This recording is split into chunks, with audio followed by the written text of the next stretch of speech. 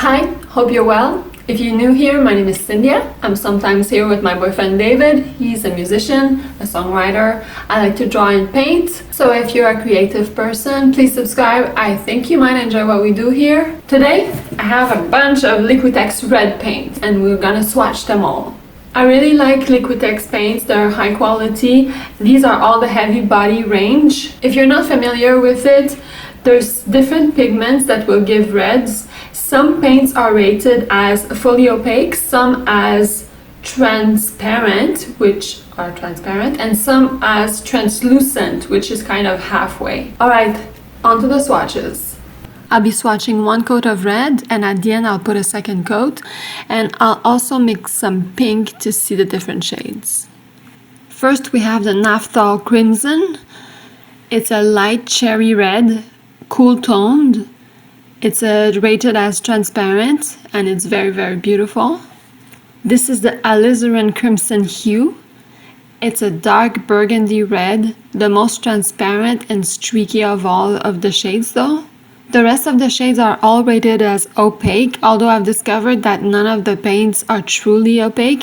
Here we have the Pyrrole Red. It's a neutral true red. It's very bright and vivid. I really like it. This is the Cadmium Medium Red. It's a more warm toned red pulling on the orange side.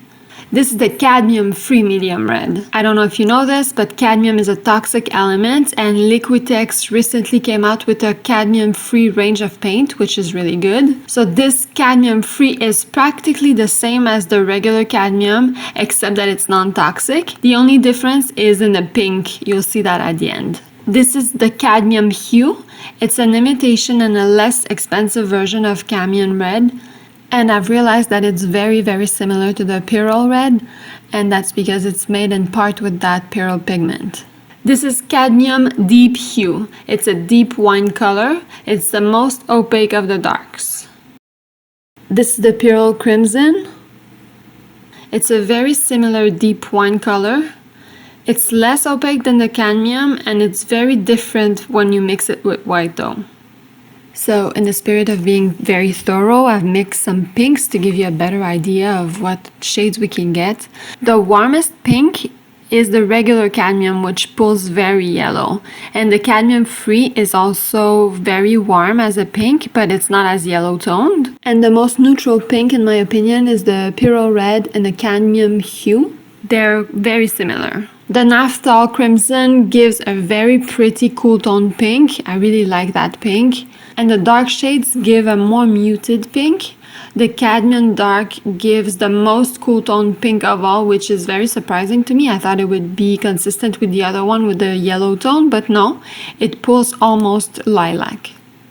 As I was mentioning, none of the shades are truly opaque, but I can say that the transparent rated shades are a lot more streaky and transparent, and if you give it 2-3 coats, the opaque shades don't really have a problem covering the pigment, but it's not 100% opaque on the first coat. Just thought you would want to know that. So my favorite shades are probably the dark and the light Pyrrole Red.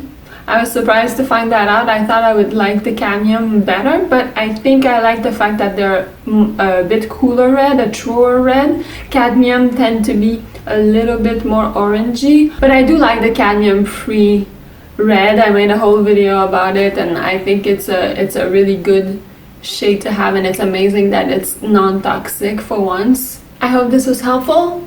Please subscribe if you want to see more. And I'll see you in just a couple days for another one. And I'm sending you good vibes.